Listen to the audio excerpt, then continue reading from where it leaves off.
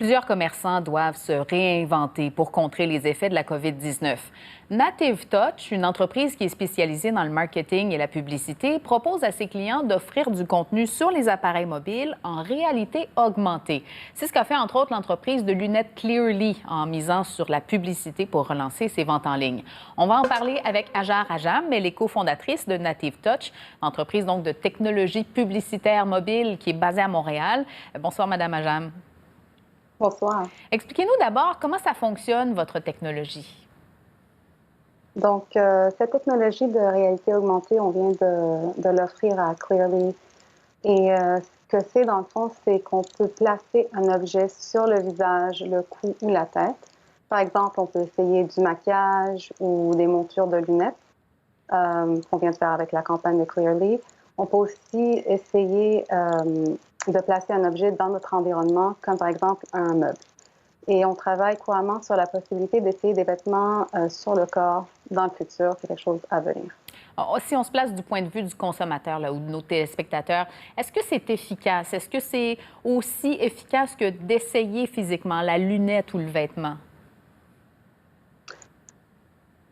Bien, l'affaire, c'est que depuis la pandémie, on essaie de voir ce qu'on peut faire différemment. Il y a aussi des commerces qui ne sont qu'électroniques, donc ils n'ont pas le choix que d'essayer de voir comment euh,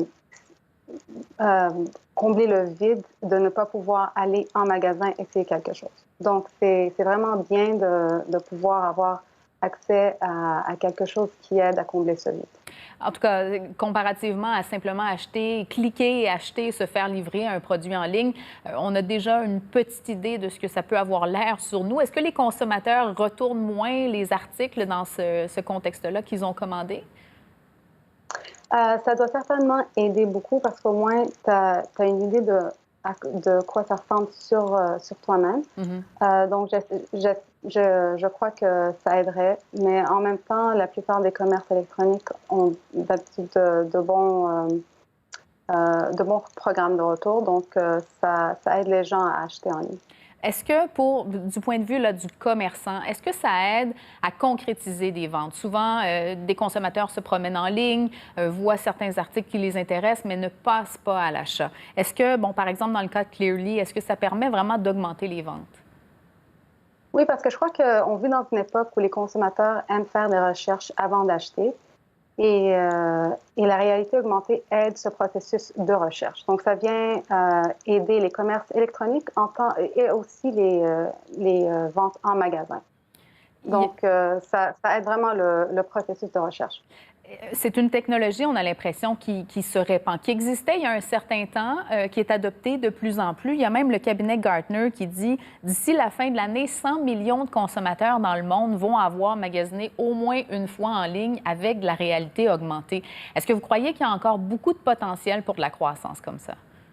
Ah, certainement, on est vraiment au début de la réalité augmentée. Puis ce qui est nouveau, ce qu'on fait de nouveau maintenant, c'est qu'on le fait dans le contexte d'une publicité. Donc, disons que quelqu'un est en train de lire un article, il voit une publicité, il clique dessus sans même quitter l'application de nouvelles, par exemple. Il clique dessus, il va essayer les différentes montures de lunettes dans ce cas-ci.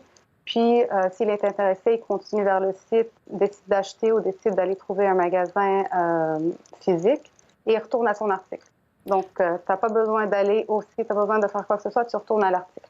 Ça fait que c'est une expérience bien meilleure. Oui. Et c'est juste essayer d'aider le consommateur à pouvoir acheter. Vous accrochez certainement un plus grand bassin de consommateurs de cette manière-là. Est-ce qu'il y a beaucoup de demandes, Madame Ajam, des commerçants, des clients existants, potentiels? C'est en croissance, votre entreprise?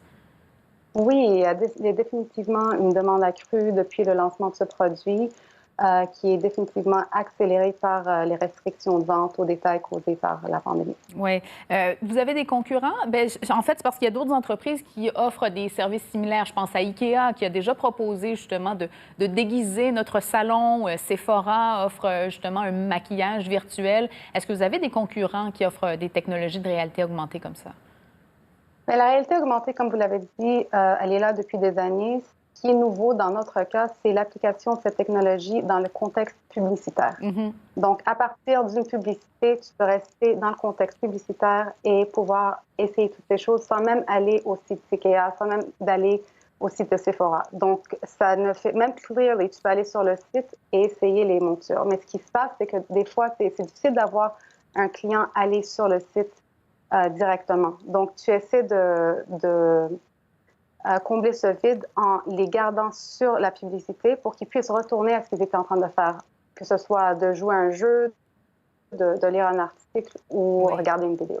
Vous êtes une entreprise de publicité chez Native Touch. Ça n'a pas dû être facile au printemps. Les dépenses de publicité ont reculé nécessairement. Oui, c'est certain. Depuis la pandémie, au début, c'est normal, tout le marketing a baissé au début parce qu'on ne savait pas trop ce qui se passait. Mais depuis quelques mois, ça l'a bien augmenté. Les commerçants veulent augmenter leur chiffre d'affaires. Donc, le marketing augmente encore. Bon, ben, on vous souhaite bonne chance dans votre aventure entreprise montréalaise qui existe depuis 10 ans. Merci, Madame Ajam. Merci. Au revoir.